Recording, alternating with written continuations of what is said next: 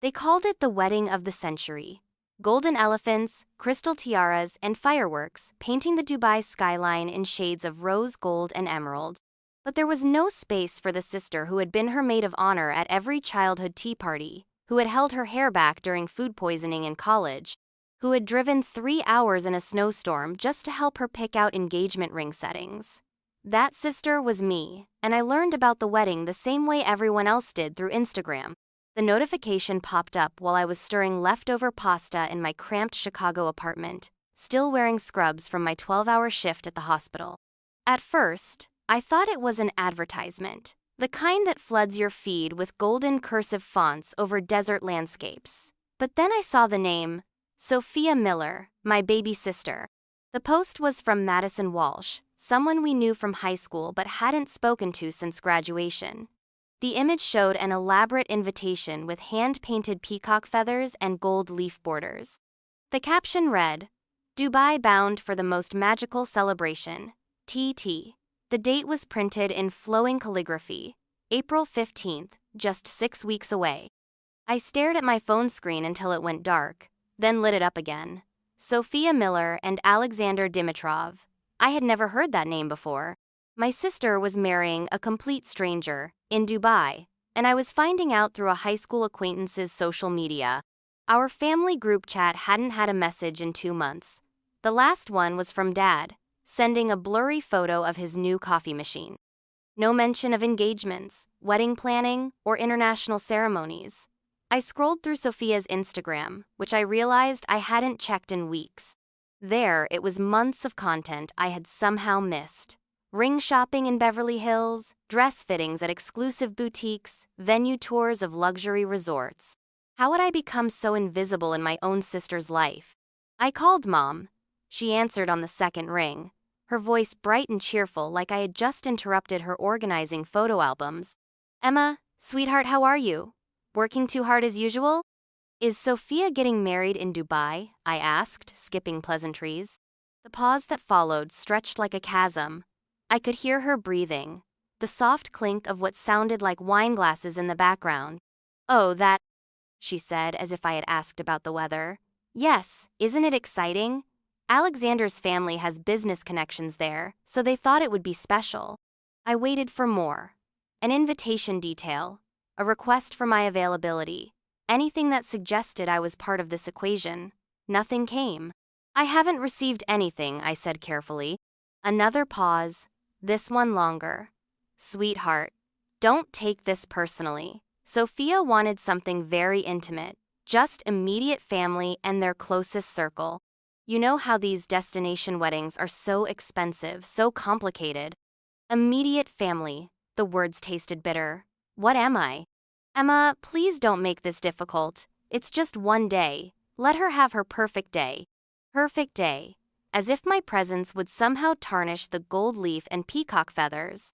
As if the sister who had spent her teenage years driving Sophia to dance classes, covering for her when she snuck out to parties, helping her through her eating disorder in college, would somehow diminish the magic of her Dubai spectacular. I hung up without saying goodbye and sat in my kitchen, staring at the half-eaten bowl of pasta growing cold. The silence in my apartment felt different now, not peaceful, but hollow. That night, I couldn't sleep. I lay in bed scrolling through more photos from Madison's account, then Sophia's, then the wedding planner's. The planner was someone named Celeste Moreau, whose Instagram was a curated gallery of luxury events across Europe and the Middle East. Her bio read, "Creating once-in-a-lifetime experiences for discerning clients." One post caught my attention. It was a mood board for Sophia's wedding, featuring dusty rose linens, gold geometric arches, and cascading white orchids. The color palette was labeled Desert Bloom, and the style was described as modern bohemian luxury. My heart stopped. I knew those colors, that concept, even that name. I ran to my bedroom closet and pulled out a portfolio I hadn't touched in 2 years. Inside was a wedding concept I had created during my brief stint at an event planning company after college, before I decided to go to nursing school. The project was called Desert Bloom, a luxury wedding concept inspired by Middle Eastern architecture and desert landscapes. The The color scheme was identical: dusty rose, champagne gold, ivory, and sage green. Even the geometric arch design was remarkably similar to what I had sketched. I had presented this concept to Celeste Moreau herself at a networking event in 2019. We were both new to the industry then, both trying to make names for ourselves. I remembered her complimenting my vision, asking detailed questions about the logistics, even requesting a copy of my mood board for inspiration. I had been flattered, naive enough to think she was genuinely interested in collaborating. Now, looking at Sophia's wedding design, I realized Celeste hadn't been inspired by my work. She had stolen it wholesale. But the theft of my professional work felt small compared to the larger betrayal. My own sister had chosen the woman who stole my ideas to plan her wedding, and hadn't even told me she was engaged. The next morning, I called in sick to work for the first time in 3 years. I booked a one-way ticket to Santorini, Greece. I chose a small villa on the cliffs overlooking the Aegean Sea, far from Dubai, far from family obligations, far from the noise of a celebration that had no room for me. I didn't tell anyone I was leaving, not mom, not dad, certainly not Sophia. I simply activated my out-of-office reply, taking some personal time. Will respond to urgent messages only. Then, I turned off my phone and packed a single suitcase with summer dresses, books, and the portfolio containing my stolen wedding concept. The flight to Santorini was long and meditative. I stared out the window at clouds that looked like cotton candy, thinking about all the times I had been there for Sophia. The night before her SATs, when she was too nervous to sleep, so I stayed up making flashcards until dawn. The college application essays I helped her edit, the breakups I helped her through. The time I spent my entire savings account to fly to London when she had what she called a creative crisis during her semester abroad. I had been her emergency contact, her safe place, her constant. And somehow, I had become invisible. The villa in Santorini was exactly what I needed: white walls, blue shutters, and a terrace that hung over the sea like a bird's nest. There was a small kitchen, a bedroom with gauze curtains that danced in the breeze, and silence that didn't feel empty but full of possibility. For the first 3 days, I did nothing but read, swim, and watch the sunset paint the sky in colors that had no names. I didn't check social media. I didn't call home. I simply existed in a space where no one needed anything from me, where my absence wasn't a problem to solve. On the 4th day, curiosity got the better of me. I opened Instagram to find my notifications exploded. Sophia's engagement party had happened the weekend after I left a garden soiree in Malibu with celebrity guests and a mariachi band. The photos showed her glowing in a white cocktail dress, surrounded by friends I didn't recognize, holding champagne glasses that caught the golden hour light. I wasn't in any of the photos. I wasn't even mentioned in the captions. It was as if I had never existed in her life at all. That evening, I sat on my terrace with a glass of local wine and did something I hadn't done in years. I thought about what I actually wanted. Not what my family expected. Not what would keep the peace. Not what would make everyone else comfortable. What did Emma Miller want for her own life? The answer surprised me with its clarity. I wanted to be seen. I wanted to matter. I wanted to stop shrinking myself to fit into spaces that were never meant for me. I picked up my phone and posted a single photo. Me on the terrace at sunset, arms outstretched toward the sea, hair caught in the wind. No caption except 3 words: finding my wings. Within hours, the responses started pouring in. Comments from college friends I hadn't spoken to in years, colleagues from the hospital, even acquaintances from high school. All of them saying variations of the same thing. You look free. This is beautiful. Good for you. One comment stood out. It was from Dr. Amanda Rodriguez, the head of our emergency department. Some of us are meant to soar, Emma. Stop waiting for permission. That night, I started writing. Not about Sophia, not about the wedding, but about the years I had spent making myself smaller. The promotion I had turned down because it would require moving away from family. The relationship I had ended because my boyfriend said I was too available to everyone else. The dreams I had deferred because someone always needed something more urgent. I wrote until my hand cramped, until the candle on my table burned down to nothing, until the sky began to lighten with dawn. When I finally stopped, I had 12 pages of truth I had never said out loud. The wedding was happening that weekend. I knew because Madison Walsh had been posting countdown stories all week, complete with packing videos and airport selfies. The hashtag Sophia and Alex was trending in wedding planning circles, with professional photographers already posting behind-the-scenes content. I didn't watch any of it. Instead, I took a boat tour around the neighboring islands, ate lunch at a family taverna where the owner insisted on teaching me traditional Greek dances, and ended the day swimming in a hidden cove where the water was so clear I could see fish swimming 20 feet below. That evening, sitting on my terrace with takeout souvlaki and a beer, I felt something I hadn't experienced in years: contentment. Not happiness exactly, but a deep, quiet satisfaction with my own company. My phone buzzed. A text from an unknown number. "Saw your Greece photos. The one who loves herself is unstoppable. A friend." I never found out who sent it, but it didn't matter. Someone, somewhere, had seen me choosing myself and thought it was worth celebrating. The next morning, I woke up to 17 missed calls and 43 text messages. My heart raced as I scrolled through them, expecting family emergency or crisis. Instead, I found something much more unexpected. The wedding had been a disaster. Not the logistics or the decorations, those had been flawless, according to the messages flooding my phone. The disaster was personal, public, and captured on video by multiple guests. During the ceremony, just as Sophia and Alexander were exchanging vows, a woman had stood up in the audience and announced that she was pregnant with the groom's child. The confrontation that followed was filmed by wedding guests and had already gone viral on TikTok and Twitter. The pregnant woman was Natasha Petrov, Alexander's ex-girlfriend and business partner. She had flown to Dubai specifically to stop the wedding, carrying ultrasound photos and text messages proving that Alexander had been living a double life for months. The videos showed Sophia's face as the truth unfolded: shock, denial, then a rage so pure it seemed to light her up from within. She had removed her diamond tiara and thrown it at Alexander's feet before walking out of the ceremony, leaving 200 guests and a small army of photographers in stunned silence. I watched the clips with a mixture of horror and something else I couldn't quite name. Not satisfaction. I would never wish that humiliation on anyone, especially not my sister. But maybe relief. Relief that for once, the perfect facade had cracked. Relief that someone else's lies had been exposed instead of hidden.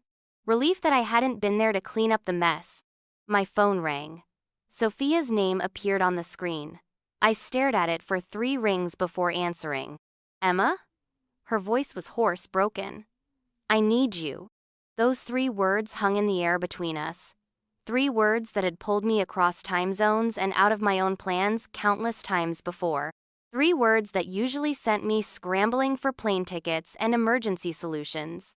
This time, I took a breath and looked out at the Aegean Sea, blue and infinite and unbothered by human drama. "I'm in Greece," I said quietly. "I know. I saw your posts. Can you come home, please? Everything is falling apart and I don't know what to do. Mom and Dad are freaking out about the media coverage, and Alexander won't stop calling, and I need my sister." The old Emma would have been on the next flight. The old Emma would have dropped everything to rush home and help Sophia rebuild her shattered world, just like I had done so many times before. But sitting in my white villa, watching fishing boats dot the horizon like brushstrokes on canvas, I felt something shift inside me. A quiet revolution, almost imperceptible but absolutely final. "I'm sorry this happened to you," I said, and I meant it, "but I can't come home right now." Silence stretched between us. I could hear her breathing, the sound of traffic in the background, probably the noise of photographers still camped outside our parents' house. "What do you mean you can't come home?" Her voice was small, confused. "Emma, this is serious. This is a crisis." "I know it is, but it's your crisis, Sophia, not mine." "But you're my sister. You always—" "I always what? I always drop everything? I always fix your problems? I always make myself invisible so you can shine brighter." The words came out steady, not angry but final. "I always do those things, and you didn't even invite me to your wedding." The silence that followed was different, heavier. I could almost hear her remembering, her brain finally connecting the dots between her perfect celebration and my complete absence from it. Emma, we thought. It was supposed to be small.